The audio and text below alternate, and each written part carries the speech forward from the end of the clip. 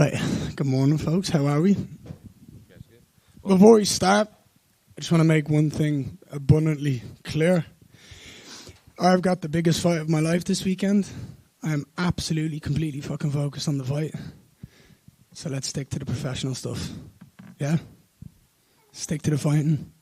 Let's talk about the fighting. Let's talk about Islam. Let's talk about the fight. Nothing else.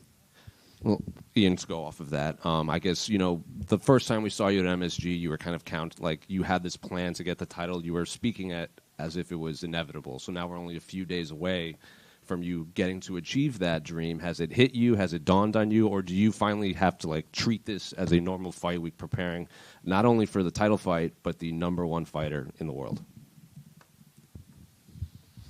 That's a great question. I knew from the moment I started this sport, I knew the talent that I had. And I knew that with all the talent, the discipline, the sacrifice, and the hard work that I knew I would put in, I knew I would get here. And I have gotten here. And nobody in the world has deserved a world title shot more than me. It still hasn't hit me yet. I still think it's going to be Friday when it hits me. And I'm like, all right, this is it. He's here. There's no more to do. There's no more weight cutting. There's no nothing, no media. It's just show up, face off at the ceremonials, and then I know tomorrow I fight him. I think then it will kind of come to reality that it's real. But I've always said I want to fight the toughest fighters in the world, the best fighters in the world, because that's how you become great. You leave no question marks, no excuses. I have fought some of the greatest fighters walking this planet right now at welterweight. And it's going to be a great honour to go out there and compete against Islam, the #1 pound-for-pound fighter on the planet, a two-weight world champion. His legacy is set in stone. Do you know what I mean? He's done so much in this sport. But beating him, it's exactly the challenge I would want to become the champion of the world. Well, to go off of that, when I feel like no one would have complained if you got a title shot maybe even a couple fights ago, especially when you weighed in as the backup in Montreal. Obviously, that was Jack Bilal, but now it's Islam. It's just kind of a different aura during a fight week for him. Is this best case scenario, getting, like I said, not just fighting for the title, but the guy? Winning a world title in the UFC is amazing. Doesn't matter who you beat to become the world champion. You're forevermore a UFC world champion. But just like when Conor McGregor beat Jose Aldo, who hadn't been beaten 10 years, there was a different, okay, this is legit. I get the same opportunity to fight the #1 pound-for-pound fighter on the planet, a man who is on a record-setting win streak that we haven't seen since the great Anderson Silva. So for me to go out there against him, who many consider to be a generational talent, they're starting to talk about him in the GOAT conversation. For me to go out there and have that as the challenge that I have to go out and beat to prove not only I'm the champion of the world, but I really, truly am the best on the planet, it's exactly what I want. Is he a guy that you think you'll have to beat twice, considering everything he's done? In the past, we've seen guys with these long win streaks, they lose and then they get the immediate rematch just based on their resume. Is Islam a guy you have to beat twice to finally put an end to it? I think let's focus on beating him once, and then we can focus on beating him twice. Does that make sense? But it all depends on the fashion. If I go out there and I scalp him in 2 minutes, do you want to see me fight him again straight away? Do you know what I mean? That's just the way it is. If we have a back-and-forth war like he had with Volkanovski, then it probably would warrant a rematch. But also, there's many other challenges here that are exciting at the same time. So let's get through Saturday night. Let's get the win, and then we'll see in what fashion I get the victory and if there's a rematch on the cards. But I wouldn't be against it. I think he's earned enough to do it. But let's get through Saturday night first. Did you bit of your camp in Georgia, or a big chunk of your camp there? It was the first place I went to when I found out that we were next. It was way early on. We went to Georgia because I wanted to feel. The Georgians were so lovely. Ahead of my fight with Bilal, I told them I was going to need their help. When I do, let me know. I got so many messages, so many opportunities to go out there and train. And it was great to feel their pressure, their style, their pace, their skill, and then kind of mold my vision of how I need to win the fight from what I learned there, if that makes sense. So how do you see the fight playing out in your mind? People are talking about it being an interesting fight, but the truth is it's such a black and white fight. He has to get me down. I have to keep it on the feet. However, it's the most elite of both of those worlds. He is unbelievably good when he grabs a hold of people, and I am unbelievably good at moving around on the feet and being the best striker in the world. So it's how do we get our games going to win the fight? Who's going to control the fight? Who's going to get the fight where they want it to be, keep it where they want it to be? Can he grab a hold of me, keep a hold of me, get me to the ground, hold me down? Can I stop him taking me down? Can I keep the movement? Can I keep hitting him, keep hurting him? And that's the fight. But I believe it's the most elite version of a striker versus a grappler that we've ever seen in the sport. I think it's the next generation of what MMA has turned into, because Islam is no slouch on the feet. Look at what he did to Jack Della Maddalena. Like, the guy can strike, but we don't talk about it because he's so good at the grappling. And for me, it's very simple. He is a phenomenal fighter in every facet of the game, as am I. And I think this is one of the most well-rounded fights we've ever seen in the UFC, full stop. The last one for me, to kind of go off of that. I mean, you train with Damian and Charles, who are two of just the most elite grapplers we've ever seen. Can I just ask what it is like rolling with Damian? Because I've chatted with people in the past, and they say it's like, they compare it to drowning. Like, you just don't know where you are, and you kind of have no control of your body down there. No, I wouldn't say it's like drowning. I would say it's like, it's almost worse. It's almost worse than drowning, because it's like, oh, okay, sweet. So we're gonna touch gloves. We're gonna roll. I know you're gonna get my back at some point, and I know exactly what's gonna happen when you get there. I know that's the plan, and you just can't stop it. Like, he's so good at it, but that's what happens when you spend a lifetime at perfecting a craft. And he's like, the guy has a choke called the Maya Leon. He knows what he's doing. Do you know what I mean? It's unbelievable. And Charles is the most dangerous grappler in mixed martial arts, because he can catch you with anything from anywhere, and it's just so dangerous. So you have to be on it at every single second when you're grappling with him, which is very different styles. Like, Charles can beat you everywhere, anywhere, at any given second, because he's so flashy and so fast. Whereas with Damian, it's like, he's going to get my back at some point, and when he does, like, I can't stop him. Does that make sense? Ian, you had a face-off with Islam last night on the Rocky steps and everything. Any takeaways from that? Does he look like, a true welterweight now to you? And was that your first time ever seeing him in person? No. Second time I've ever seen him in person. The first time I seen him in person was backstage at Vegas. And him and his team were, like, shouting at, I think it was Nick or Nate Diaz. There was a little bit of beef backstage. And I remember just turning to him and going, hey, brother, don't waste your time. And that was it. And he was like, hey, that was it. That's the only ever interaction I've ever had with him. I don't even know if he remembers it, but it was just like, you don't need to waste your time, my friend. No, look, he's not going to be undersized when it comes to weight. There's not going to be any difference from a strength point of view. He's going to be strong. He's going to weigh the same as me. However, I physically couldn't make 155. So when we talk about natural welterweights, I'm bigger. I couldn't make the weight he used to make. So size-wise, people are talking about it online.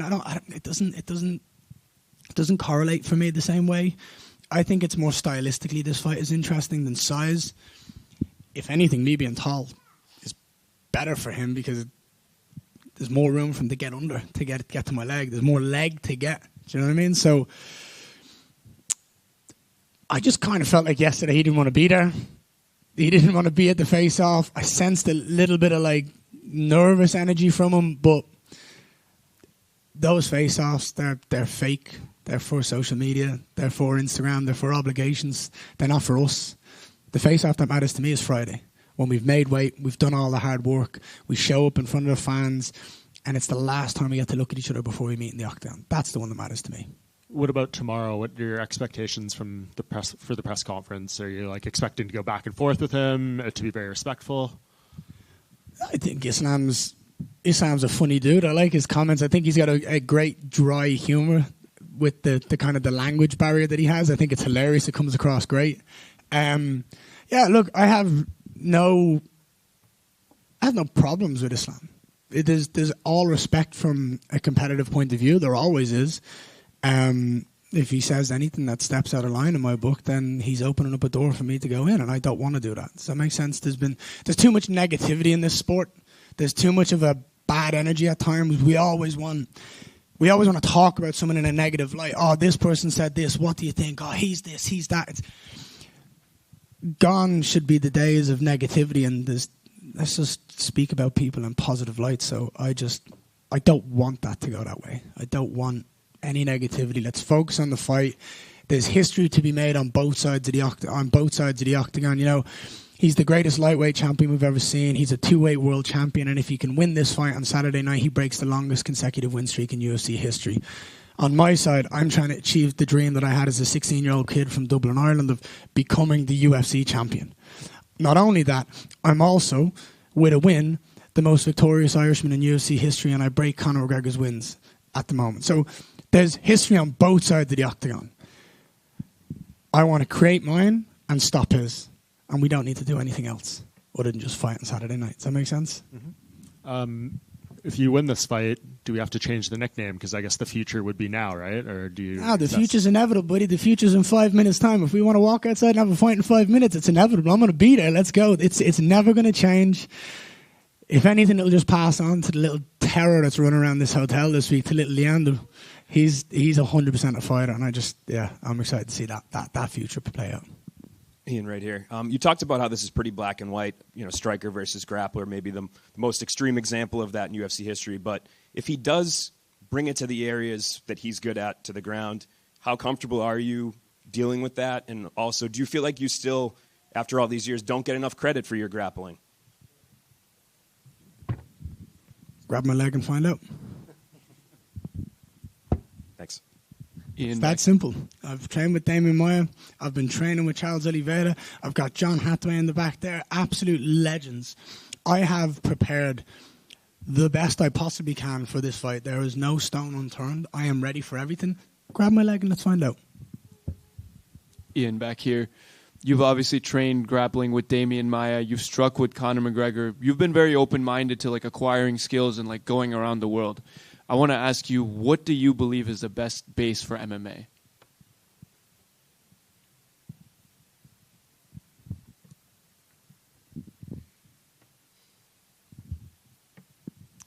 That's a very good question.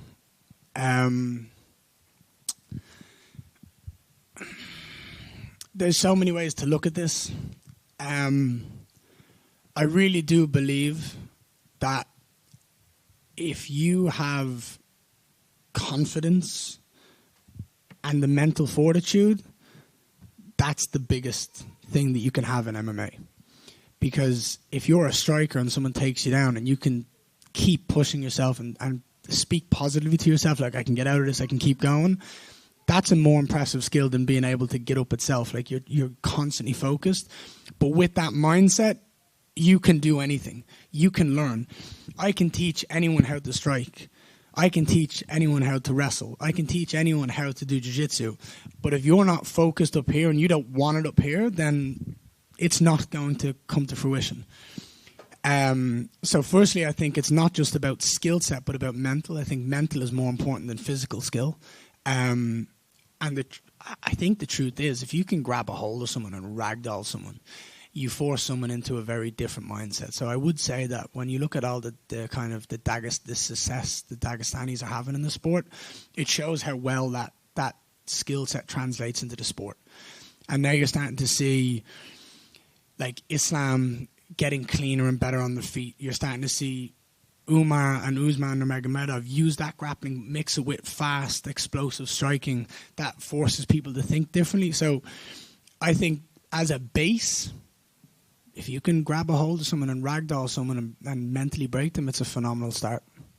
I appreciate the insight. And let me ask you, since you also mentioned confidence, where did you specifically get your confidence from? I know it's from the hard work, but was there anyone in your life that instilled that extra confidence that in front of the whole world you can handle pressure and overcome conflict to win your world title?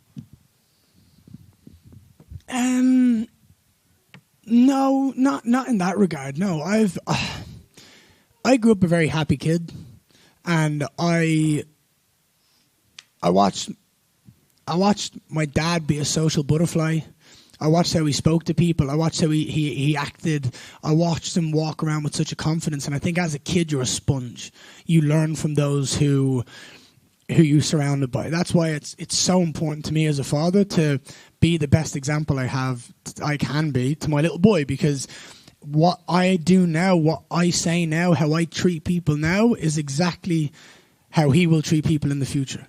So when I look at myself as a mirror, I have to go, okay, everything I do, he shall copy. So when I think about it like that, I think just straight up confidence, I think, came from watching my dad walk around and how he interacted with people. But my family aren't athletes. I believe I'm different up here, and that's what separates me. When I want something, I make it happen. And when I love something, I'll make sure that I have the most fun in the world. And I chose this job. I chose this life. And on Saturday night, I get to achieve a dream that I've been thinking about for a decade. So I'm very excited, I'm very happy, and I'm very proud of who I am and where I've come from. Hey, Ian over here. Well, kind of a fun one. When you fought D-Rod, you sent pizza to his room during his weight cut. So have you found any, halal safe spots to order from for Islam? No, I don't want him missing weight. I don't want any excuses. Not this time. D-Rob is a bit of fun. Islam, strictly professional, show up on weight, no excuses, because I want to win this the right way. There you go. And obviously, the nickname The Future and all that, you talked about the future, your son and all that. But now that the future is here, your title shot just a couple days away, does the moment feel the way you imagine it would? I think it will kick in when it gets wrapped around my waist. When that belt gets wrapped around my waist, I think then I'll go, wow, this is really it. But I'm too focused right now to think about the moment. I've been in big stage after big stage, massive fight after massive fight, short notice fights. I've done it all in this sport at the moment, and I'm used to this expectation, this pressure, these big lights. If anything, I thrive off it. So the bigger the energy in the stadium, the bigger the stage, the brighter I shine. Last one for me. You wake up Sunday morning the champion, right? After all the criticism, all the stuff people say about you and everything, all the doubters and everything, would be how would you feel like the moment when you say, hey, I was right? What would that feel like to you? I've been right all along. You know what? When you paint that picture of you wake up Sunday morning, you're the champion of the world. When I paint that picture, I wake up, I'm going to start cutting strawberries for my little boy. I'm going to get some watermelon out of the fridge. I'm going to make him his cereal. When I wake up, I'm a dad. That's it. There is nothing more important to me in my life than being the best father and husband I possibly can be. That is my single biggest focus in life. Fighting is my joy. Fighting is my passion. Fighting is something that is so much more important to me on a selfish level, but nowhere near as important to me on the grand scheme of things of life. My family are here for the rest of my life. My little boy is going to be my golf buddy for the next 40, 50 years. Do you know what I mean? I'm a dad and a husband every second of every day. It's only when I go to the gym and I train that I'm the fighter. I'm the future. Other than that, it's, Daddy, can you make me this? Daddy, can you get me this? I'm hungry. I need to go to the toilet. Like, it doesn't stop. So that's where this week, the last 2 weeks especially, it's just been a nice reminder to see what's actually important in life. And I'm so excited this weekend that I get to go in here and face the greatest fighter walking the earth right now in Islam Makhachev, and I get to use him to prove to the world that I am the best. Hey Ian, how's it going? How's it going? So obviously, like when we were growing up, like when Conor won those belts, one of the things that was kind of infamous was he never got this big homecoming with either of them. Really, have you and Eddie Hearn been talking about maybe a plan for something big in Dublin after this weekend? Dude, I've been talking about trying to get the UFC back to Ireland since I got here, and it's not happened. I understand why. I understand reasons, logistics, whatever it is. but I've been very consistent with this. When I get this belt, I have a lot more power to try and dictate where we fight. I have a lot more power to try and get us back. And obviously, to your point, like, there's always been a lot of speculation about the potential of Conor McGregor having a Croke Park event. But next month, one of the greatest fighters in Irish history, Katie Taylor, competes in Croke Park. And if that event goes smooth and successfully, then why couldn't the UFC do an event where maybe me and Conor are main and co-main in Croke Park? Do you know what I mean? I don't know. We don't need anyone else as long as I'm the champion of the world and we bring a Carlos Prates or a Shavkat Rakhmonov, or to your point, maybe an Islam Makhachev rematch. Why not? Anything's possible. But I'd love it. Well, I was thinking more like just in terms of, like, obviously you had that great event in Vicar Street a few weeks ago where you got to meet the fans and everything. Like, do you think after Sunday will you like come home and have some big like moment, at the airport or 100%. I would absolutely love, straight after this fight, my flights are booked to go back to Dublin, Ireland. I want to go and take my wife on a date at our favourite restaurant in Dublin. I want to bring that belt back to Irish soil and cement myself onto that kind of earth and know that I did what I said I was going to do. I brought it back, I brought it home, and I can be very proud of the dreams that I've achieved. Obviously, you mentioned the big Katie Taylor fight coming up. I'd imagine you're probably going to be there at ringside for that event. But I read a story from a couple of years back that you and Katie Taylor actually sparred together. Could you tell me the story of that sparring session? I was present when she was sparring a friend of mine. And I wouldn't say we sparred, but there was we all got in the ring and played around. But she used to spar a friend of mine called Craig Bunny, and they used to spar all the time. And I was present one day, and it was just great to watch. It was great insight as a young boxer. I must have been 10, 11 years of age. I don't know. He was a bit older than me, but he was one of the best boxers in the country, one of the best prospects in the country at the time, and it was just a great insight. Last one, do you think Conor should come back, or do you think maybe at this point, like after the injuries and everything? Whatever he does, I just hope he makes the right decision for him and his family. Yeah, over here. Besides Islam's grappling, do you think his striking could impress you? And the same way, do you think your skills in grappling could impress him and the fans? I think my skills and my grappling has already impressed them, hence why it took him so long to accept this fight. They seen the Bilal fight and they went, it's not going to be that easy. And yes, I said it a couple of minutes ago, his striking isn't talked about enough because of how good his grappling is.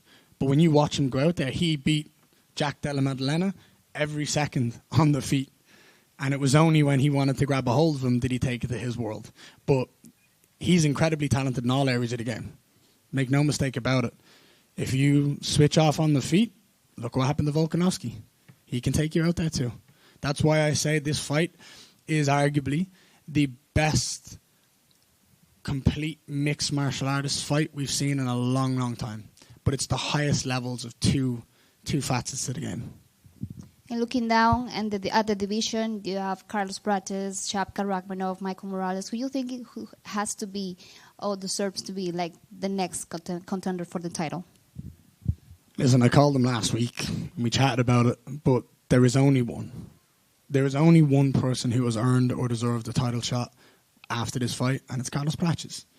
All the other guys haven't done enough. Shavkat Rakhmonov, whenever he comes back, again, I wish him recovery. Someone told me yesterday that there's been some hardship in his life. I wish him well. I wish him good health. I hope that everything goes well for him because there's more things important than fighting, and family and long-term health is far more important than fighting. So, Shavkat, I wish you all the best. But when he comes back into the octagon, there's only one person he's fighting, and it's me. So he'll jump the queue whenever he comes back because that's the fight I want. But Carlos Prates has earned it. Nobody else in the entire division has earned it. They all need to fight at least one more fight. Prates is coming off 2 fights against 2 guys that have never been finished, and he did it in insane fashion. And I whooped his ass for 24 minutes. And I did it on 3 weeks' notice. So if he wants to give me 3-4 months, he knows what's going to happen. He'll be able to sleep well after the next one. And last for me, you have Conor McGregor as the biggest Irish star MMA. If you win this belt, what would you have to accomplish before you feel comfortable saying, I am the new face of the Irish MMA?